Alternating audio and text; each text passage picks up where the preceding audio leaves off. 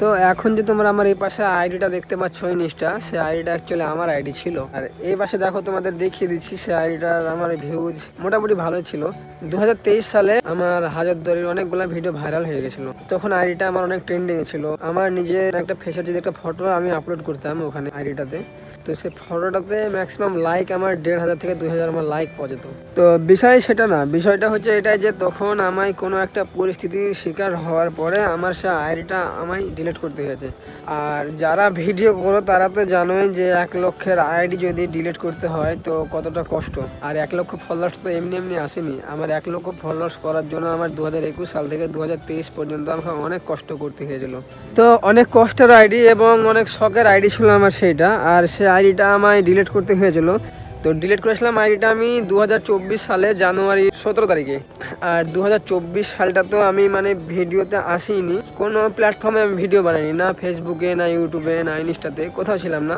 2025 সালে আসার পরে প্রায় 1 মাস থেকে আমি কন্টিনিউ ভিডিও আবার স্টার্ট করেছি, তাও আবার ফেসবুক পেজে। আর নতুন যেটা আমি ইনস্টা আইডি খুলেছি সেটা আমি এখানে দেখিয়ে দিচ্ছি। দেখো, বিষয়টা এই না যে আমি আমার আইডি প্রমোট করছি, আমি ইনস্টা আইডি আমার প্রমোট করতে আসিনি।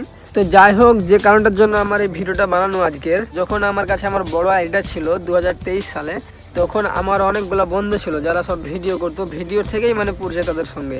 আমার পাড়ারও অনেক বন্ধু ছিল বা আশেপাশের অনেক বন্ধু ছিল কাছে। তাদেরকে তখন যদি আমি কল করতাম আমার যে কোনো প্রয়োজনে, 5 সেকেন্ড থেকে 10 সেকেন্ড রিং করার সঙ্গে সঙ্গেই তারা আমার ফোন রিসিভ করতো। এখন আমি যদি তাদের প্রায় 5 থেকে 10টা 12 যদি ফোন করি, তো তারা কিন্তু কেউ রিসিভ করতে চায় না।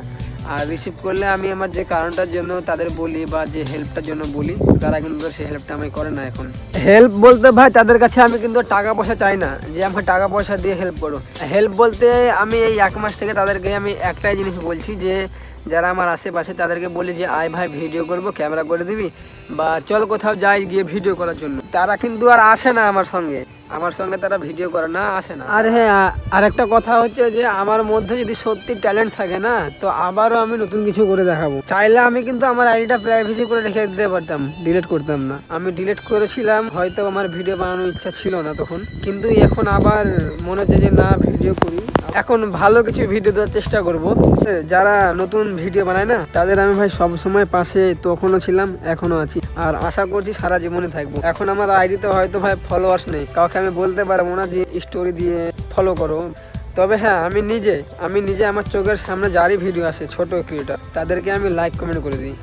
অহংকার কিন্তু ধ্বংসের দিকে ঠেলে দেয়। তো তুমি যদি অহংকার করো না, দেখবে তুমি ধ্বংস হয়ে যাবে।